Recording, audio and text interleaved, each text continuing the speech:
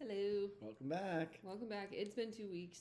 Sorry. Yeah, sorry we didn't stick to a routine. No, we didn't. But last week we had a fair reason, and that was that at this time last week I was driving to Klamath Falls. Yeah. Because Evan, our youngest, is into film, and he booked a job. And so sometimes that's kind of the nature of the business is that you have to just go. So I was gone, and Tyler was here, and so we couldn't really record. But we missed you. Yeah.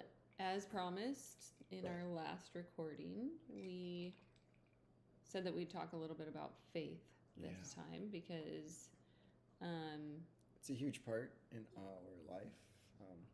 yeah, like it underscores everything we do. So, we are believers, we are Christians, as they say, followers of the way, as they used to say. If you know, you know. Yeah. So we thought we would start with, we actually did this, there's a program in our church called Rooted. And Rooted is it's like a 10-week long thing. But one of the things that they teach you is how to give your testimony and how to do it quickly. And so we figured we would start with that and just kind of so you could get to know each of us and kind of our backstory. And then we'll talk a little bit about how it's impacted our life and our marriage and our kids. Yeah. So that's what we're going to talk about today. You want to go first, or you want me to go first? You go first, because the 3 minute. It's a 3-minute testimony, which is really, really hard. So I'm going to watch the clock. It has been 1 minute and 55 seconds since we started. So here we go. I was born into a Christian home. My parents were missionaries, dedicated their lives to Christ. I, as a child, accepted Christ. I grew up, that was what I knew. When I was really little and my parents were missionaries, we moved to Bolivia, like really, really little. And pretty quickly, me and my siblings got pretty sick in Bolivia. We had to move back to the United States and seek treatment here. I had hepatitis A and really severe asthma. My siblings also had their fair share of ick. And so we sought treatment here. Once we arrived, things just got really challenging, though, because, my dad, that was his dream, was to go to Bolivia. And so I think it was really hard on him to not be able to go back right away or at all at that moment. Like, that was scary, right? And so, life was, challenging. We didn't have a lot of money. We didn't have, bills and stuff were piling up. And things at home just started to get really, really bad. Eventually, that led to my parents getting divorced when I was 8. And things went from bad to worse really, really quick. Home did not feel safe and secure for me for a while. And that's where you've heard me talk about trauma and things like that. And that's where that comes up, is because that was a big part of my life. As a result of things getting bad to worse, I decided that I didn't necessarily want to continue to pursue the Christian faith. So as a teenager, I kind of started to reject it. Started looking into other faiths and other avenues.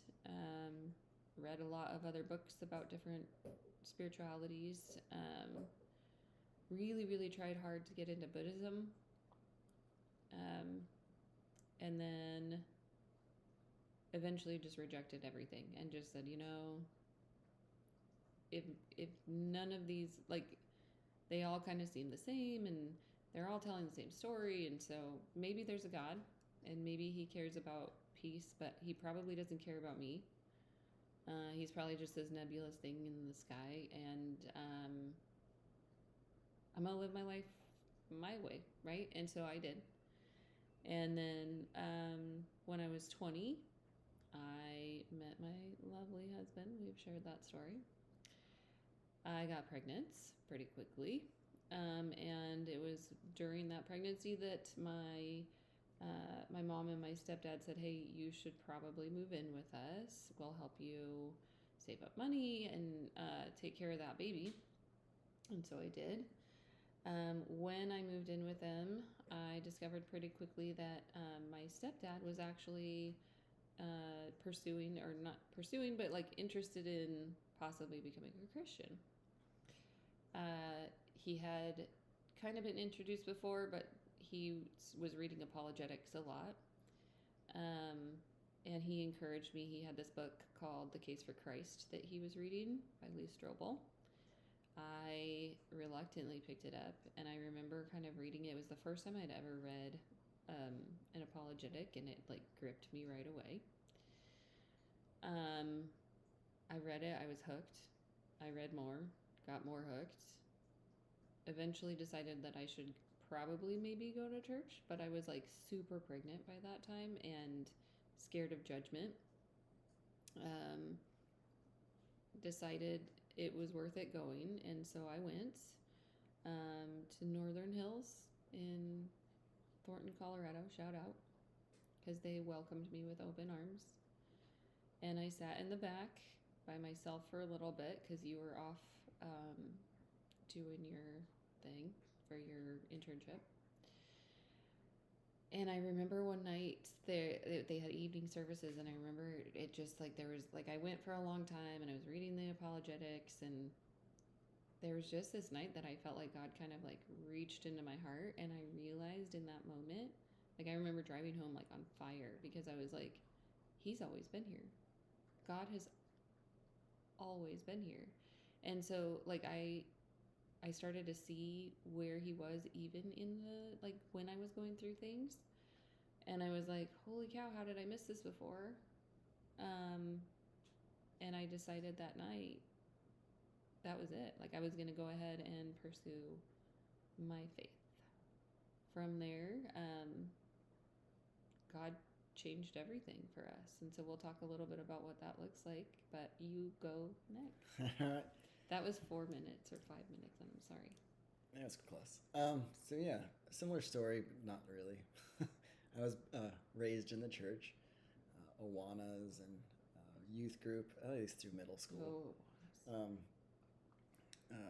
Came from a family of believers. I know when I hit that late middle school, high school, I kind of pulled away. I think that's kind of probably the norm for a lot of teenagers. Figured out how much fun sin is, and living that lifestyle, and I continued that lifestyle of me first, kind of the selfish, live in the now, just all the comforts that accompany that, but really was never happy. You pick something and you do it, and everything was temporary. And that lasted from, I don't know, all the way through high school and college, fraternity life, drinking, things like that like had different priorities. And, then the news of becoming a father, and, that kind of shook me. And from there, it was more of like, I had been living my life of what can I do for myself, and there's a lot you can do with just grit and persistence, and it got me pretty far, but I got to a point where I couldn't do it all. Mentally, physically, I was just burnt out. I was sad. I was looking at where the trajectory of my life would go. And it wasn't a prosperous future that I could see, and so there was moments of college and things with whether it's Campus Crusaders. No, what was the campus? Campus Crusade. Moments with meeting with people from that organization on campus, to fraternity brothers who had Bible studies that just you started to notice. I started to pick out these things, and then when I got to that point of I can't do it all on my own. At that time, my girlfriend was That's me. catching fire in that aspect, and so all of the foundational pieces that I already had growing up, I was able to look at and build that relationship and start to plug into a church, change the lifestyle. I mean, that took a while. That was a hard thing to change with the responsibility of fatherhood and not living for myself. And yeah, and eventually baptism and making that You actually got can't baptized right before we got married. Yeah. Yeah. I couldn't steer the ship in the right direction for where I wanted to go and what I wanted to do, and I needed to just basically surrender everything. So, and I did. And not that things are easier, No. and at things do times, not but get easier. at least I have so much now, as far as like community, our marriage,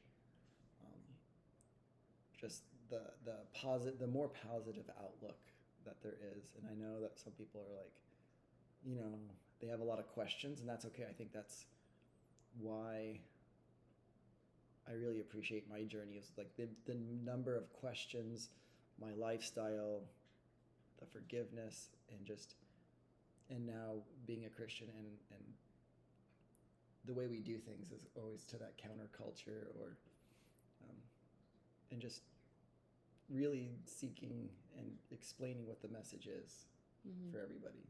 Yeah. Has been like where our heart has been for the last decade or so.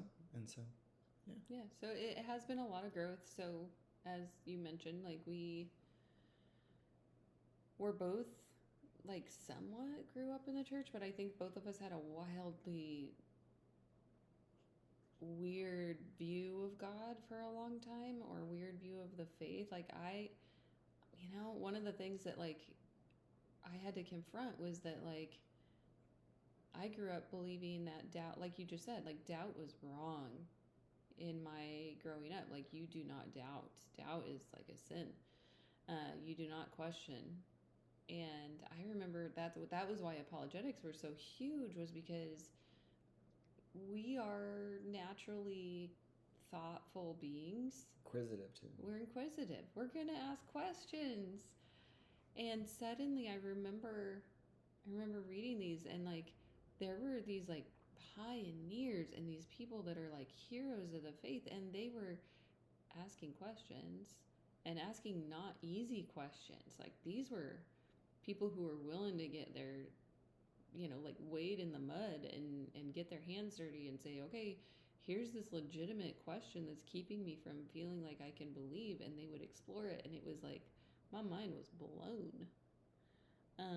And I love that both of us went through that. Like, both of us went through this like period of, should I be questioning? If I'm questioning, does that mean that I'm a believer? Yeah. Because there was like I grew up believing that like that was wrong. And what does Christianity look like? Like, because I know probably for you, that when you look at the church goer, that wasn't us. Like, we didn't want to look the part, we didn't act the part still, and and we didn't want to fit into that mold. We were still figuring us out. Still wanted to learn and grow and be Christian, and I still think that like there's no. We are still very much not the mold. Yeah, I think that was a big part. Is like, how can we fit in and not be this? Although sheeple. now you're starting to see more hipster Christians with tattoos and piercings and all of that. But it's kind of swung. It kind of swung that way. But for a long time, it was not that way. And showing up pregnant and showing up as a new parents that were unwed. Again, that was something that like I grew up. I actually distinctly remember growing up with somebody who had gotten their girlfriend pregnant, and they were shamed. Like in the church, they were absolutely like, "Ooh, did you hear about?" And it was like, not pretty. And so I think that like a lot of a lot of what we've experienced is kind of the undoing of some of that, like what we thought it was versus what faith actually is, which is like belief. It's showing up. It's our dog is eating a bone right now. That's what Tyler's trying to avoid that noise. Okay. It's showing up, but it's also like getting together with people who are also, like we're all just doing our best. We're all going to fail again and again. Martin Luther, one of my favorite quotes of Martin Luther is that the church is a hospital for the incurably sick. I believe that eventually one day we will be made right, but that's not going to happen this side of heaven. But we're going to continue to try, and we're going to try to better ourselves. I think self-improvement, and we've talked about that, is like a huge thing. Whether that's in the faith or, therapy or like both. We've done both. Yeah, and just surrender. Like, when we make decisions, we pray. Like, there's so many things that we do that are impactful and powerful in our day-to-day. Like prayer, giving things like His will be done. Like, the way we there's only so much kids. we can do. Yeah. Like everything is impacted by it. And looking through that biblical lens, or at least in a way a Christian lens, or what would Jesus do kind of bracelet lens. And not like a let's pull out some Bible verses and use them out of context type of way. Like it's very like let's search, let's figure this out, let's connect with God. Be patient and wait and be thoughtful in big choices and small choices and the ups and the downs. It really does impact every aspect. It impacts our finances. It impacts the way that we treat each other. It impacts the way we have our kids, our community, neighbors, even like how work. We spend our time, the way we show up at work. Yeah. Working with kids, it's what can I do to be a blessing every day to somebody, whether it's a staff member or how can I demonstrate love? Yeah. And acceptance and grace and mercy. And then showing that, and people hopefully see that in the way we act and behave and live our life. Yeah. And at minimum our kids, and seeing that play out in the next generation, which I think that's the goal, is that the next generation does everything a little bit better than we did. That's always the goal. I don't know if it's my goal. No, it is a goal. I just don't know.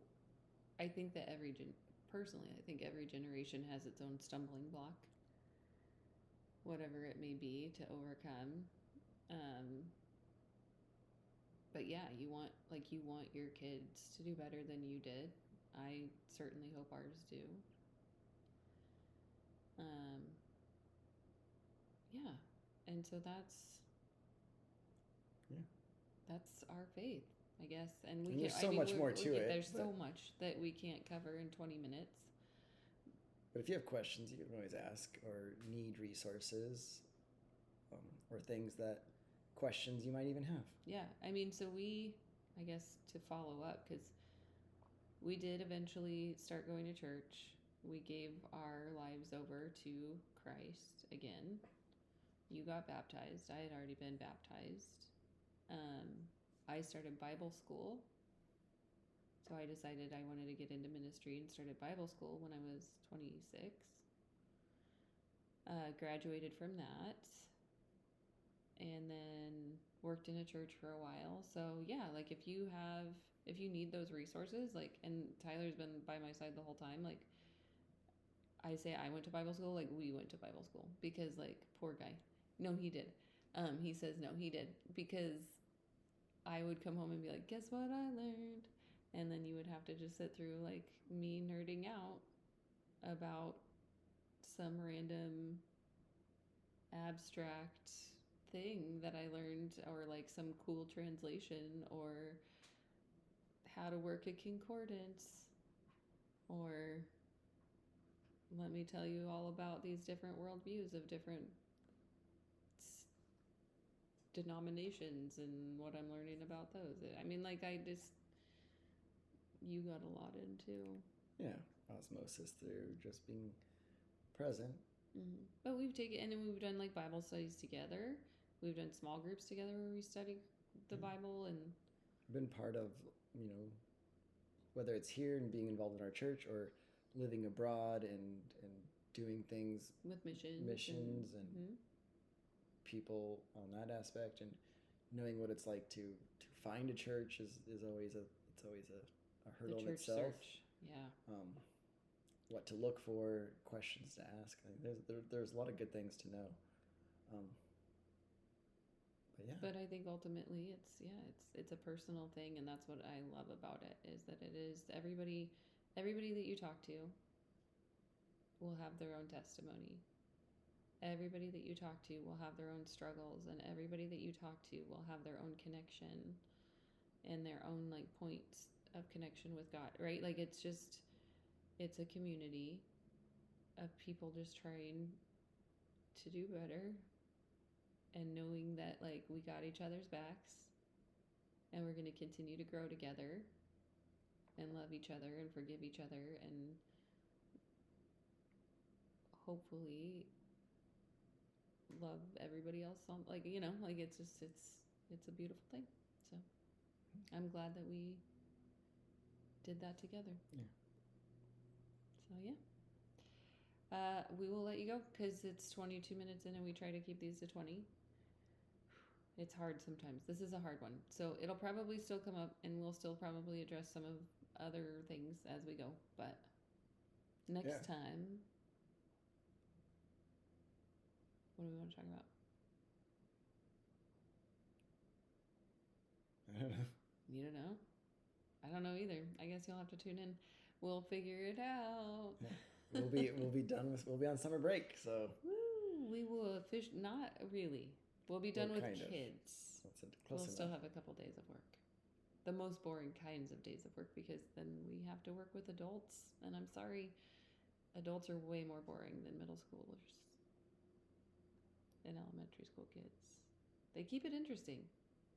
Yeah. So we'll see you next week. All right. Love you guys. Bye. Bye.